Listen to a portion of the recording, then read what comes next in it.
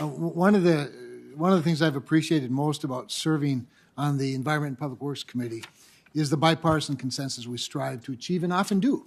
We often do. It's not very sexy, but we often strive for and achieve consensus. And on a personal note, I've especially enjoyed working with you on legislation to support things like clean nuclear energy, refining our PPP forgiveness process to better serve both lenders and borrowers. And I wanted to serve as a ranking member on this subcommittee to further the cooperation that has historically driven infrastructure policy really over the years and the decades. It's my hope that we can continue the trend by crafting a reauthorization bill that meets the priorities of North Dakotans and Marylanders alike. And despite our geographic and political differences, all of our constituents understand the importance of roads, bridges, and waterways and the role they play in fostering economic development and interstate commerce. No doubt, many of North Dakota's agricultural products make it into Annapolis restaurants, or they are shipped out of the Port of Baltimore, and that benefits both states and everyone in between. My point being, of course, if we keep the main thing, I believe we have a route to success on this reauthorization. That brings us to today's hearing, equity and transportation infrastructure. Mr. Chairman, one of the aspects I appreciate most about EPW is the statutes under our jurisdiction reinforce federalism. Highway policies and projects are coordinated between the state and federal government rather than dictated from the federal government to the states. In fact, Mr. Chairman, I appreciated your comments during our last hearing on the solvency of the Highway Trust Fund.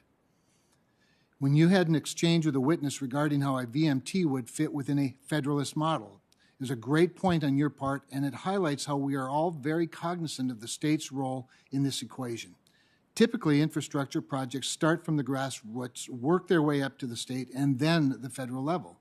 That's why this committee, along with AASHTO and State Department of Transportation officials, which I'm glad to see we have two here today, have consistently supported distributing federal dollars via formula so every state can be responsive to both the interstate commerce needs within their borders and community connectivity issues.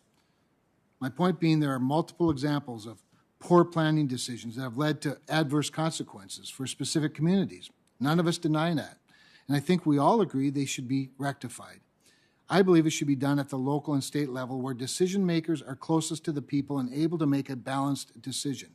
If a new route, expansion, or removal is necessary, that should be done through the state planning process with the formula dollars allotted to them, not a new discretionary grant that pulls from the limited pool of funding within the Highway Trust Fund. That being said, Mr. Chairman, I've always advocated for going big in this infrastructure package.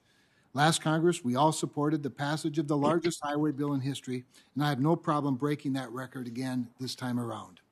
However, the current proposal to deal with the issue at hand, the Reconnecting Communities Act, introduced by Chairman Carper, would take $15 billion out of the Highway Trust Fund to establish a new discretionary grant.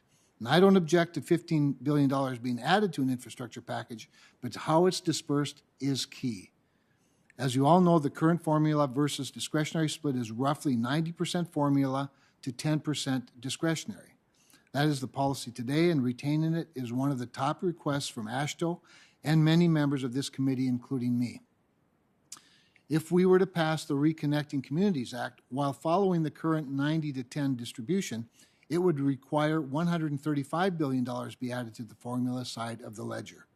Similarly, rather than creating a new discretionary grant, if we were to distribute the proposed $15 billion via traditional formula, we would not be picking winners and losers among states. Rather, this would allow each of them the flexibility to be responsive to their communities. If we went this route, it equates to roughly $95 million to North Dakota and millions, if not billions, in the case of California, more for every other state in the Union. It goes without saying, but federal highways exist for interstate commerce. Planning decisions to reroute or remove portions of the system should not be made lightly and should take into account every interested party and the potential repercussions or even unintended consequences of those actions. Again, I would reiterate, the state is best equipped to manage these requests, not a federal bureaucrat parsing through grant applications, determining which applicant meets the political objectives of whoever is in charge. And lastly, Mr. Chairman, the most prominent examples I have seen are in urban settings, as you described. But if you put the issue of equity in a rural context, Those communities are not struggling with obtrusive infrastructure that gets in the way.